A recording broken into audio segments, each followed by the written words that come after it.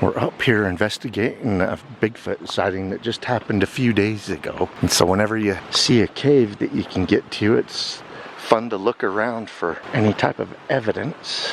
Some people think that Bigfoot may dwell in caves. Rocky Mountain Sasquatch. We are searching for Bigfoot right after a recent daytime sighting along the Wasatch Mountains, in an area where we receive a lot of reports, including my own just a couple of years ago in less than 10 miles from this most recent Sasquatch sighting location. This most recent sighting of the elusive giant was on a mountain ridge near Providence. The witness watched it through a pair of binoculars as it traversed a mountain ridge for about 15 to 20 seconds before the Sasquatch disappeared into the tree line. I will give you the witness report and show the location at the end of this video. Last fall, 2 deer hunters were confronted and seemed to be challenged by a large Sasquatch in the north on the Midnight Mountain. There have been 2 other past reports of an aggressive Bigfoot harassing hunters and campers at the same location. My sighting is less than 10 miles as the crow flies from this most recent Bigfoot report. I saw it watching Jen and I in the rearview mirror just as I was going to back out of a dirt road turnoff on a day we were getting ready to service some game cameras on a mountaintop that has 7 Bigfoot sightings over the last 40 years from people I know personally. Less than 2 miles south, about 6 months before my Bigfoot sighting near Dairy Ridge, is where Matthew Anderson faced off with 2 large male Sasquatch traveling through the snow. Our team came to investigate that same day and found hundreds of Bigfoot tracks from the 2 different size individuals all over that mountaintop. More recently, last summer and fall, 2 women in 2 separate incidences saw Bigfoot near Beaver Mountain. One saw a Bigfoot while she was horseback riding and was alerted to it following and watching them because her husband's horse was spooked, more than likely from the nearby Sasquatch. The other sighting that fall was a woman out deer hunting, and she watched the Bigfoot walk across a boulder filled clearing before it disappeared into the tree line. These boulder fields are just so rough to hike across. Most times when we come up to these boulder fields, we'll walk around them instead of taking the straight line because some of them are slippery and dangerous, rough going, and she said that this Bigfoot had no problem crossing that boulder field. A few months before Matthew Anderson's sighting, there was 2 deer hunters that filmed a Bigfoot walking along a creek bed in a place known as the North Sinks. A size comparison revealed this Bigfoot was a foot or 2 taller than a 6-foot man and was twice as wide and twice as thick, a massive Sasquatch compared to a tall man. Here is the most recent sighting in the area. Derek H. writes RMSO.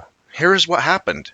I got off work on May 23rd, 2023 and went out to my patio to relax for a bit, looking at hummingbirds with my binoculars. This was approximately 3 p.m. For some reason, I decided to scan the top of the mountains behind my house for wildlife. I was looking up at the skyline and saw something that looked out of place next to the trees and snow. I thought to myself, I wonder if it will move. Then sure enough, it started moving. It was bipedal and dark in color and started walking down the slope of the mountain.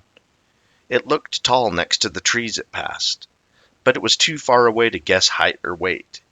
It did look somewhat lean as it walked. It paused a few times at first and then really picked up the pace walking down the slope against the skyline. I was amazed at how fast it was walking, and it didn't take long for it to disappear behind some trees. The entire episode lasted approximately 20 seconds.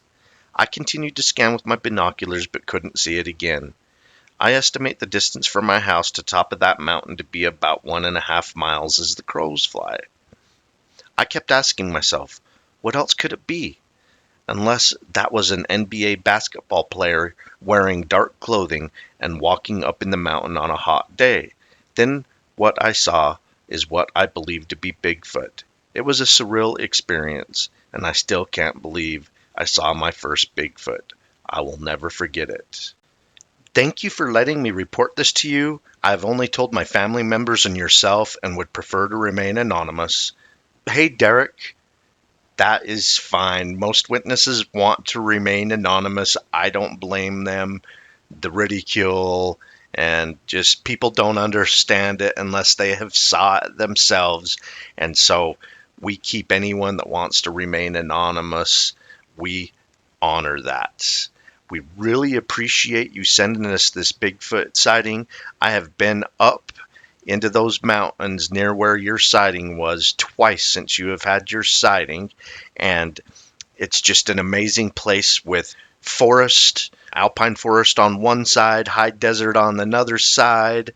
There are amazing rock formations, and we just saw dozens and dozens of caves. Not saying Bigfoot lives in a cave or uses it as shelter, but if it would like to, they're there. And plenty of water sources.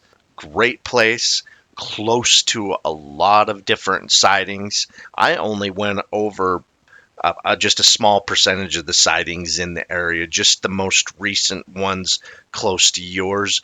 But this area, the Wasatch Mountains, has a long history of Bigfoot, including Bigfoot getting captured on video. I hope everybody enjoyed a look at what I consider a Bigfoot sighting hotspot in the northern part of Utah. Keep on watching. We're going to keep on squatching. Am I filming in the right place? Let's see. Yeah, that's it. And where? So does it just I'm just looking at that? Yeah. Yeah, that's right. That's right. So that's the snow that you saw him. And then he went down there and lost him down there. And he went off to the right there. Uh-huh. Now, so was he taller than those light-colored trees? Let me see. Get a gauge on him. So you saw him just barely above that snow. Just above the snow. Yep. And then his trail took him all the way down the slope against the skyline. Down that tall tree sticking up above the skyline, and then he disappeared in the canopy. Okay. And I'm gonna say, gosh, I don't know. I want to say he was half as tall as those trees sticking up, but it's so hard to say. Nope.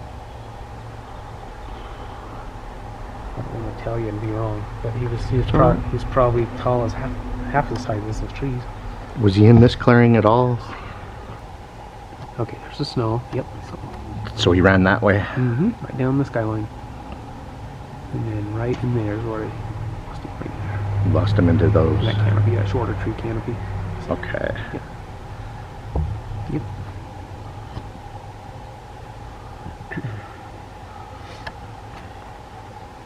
Well, definitely ridge walking. Yeah. What's cool is this time of year I get a lot of sightings where people see them down at the river in the willows. I think they come down off the ridges down into the willows and eat the shoots of the willows just like the moose will. It's just speculation of why they would be in the willows during this time of year, but they're getting fresh shoots and moose love them, or maybe they're hoping to get the moose coming in. Did you say about a mile and a half or something? I would say about a mile and a I have a half. hard time judging. You saw it on the snow or by the snow? Right above the snow. Right above the snow area. This center peak between Yep. the thick trees and everything? Okay. Center peak in the back. You saw him standing right above that little Yep. patch of snow. Yes, sir. Okay, and then he went off to the right from there? Right down that slope. At first he hesitated for a while, like he was, I want to say he acted like he wasn't sure what the heck's going on, and then he just took off, looking down that slope. Probably looking where he wanted to navigate, or he was after something. Yep. Like, it's not hunting season, is it, in Utah right now? For anything? No hunting season. Ridge walker. Timing was perfect. I can't get over it.